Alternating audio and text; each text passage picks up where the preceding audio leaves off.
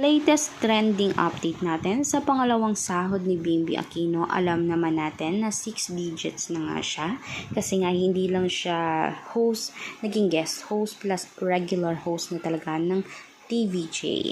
Alam naman natin sa Itbulaga kasi siya yung pinakaganap na talagang supernatural hinahanap ng mga tao. Parang dream na dream talaga ng mga tao na laging andyan siya sa spot na yan. Laging nag-host kasama ang kanyang bebe love na si Riza May.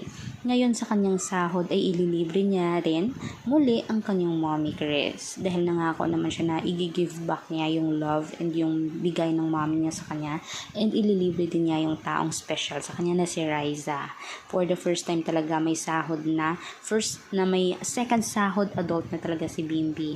At ang ganda, ang galing ng puso niya kasi ibibigay niya. Nagdo-donate kasi siya sa simbahan at sa mga nangangailangan ng tulong niya.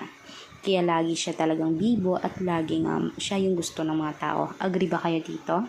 Kaya wag na wag niyong kalimutan manood ng mga other videos updates natin dito. Marami tayo dito sa ating channel na Shelina Ong. And wag niyo din kalimutan i-like, i-share, subscribe, and tap the bell for more videos updates. Thank you!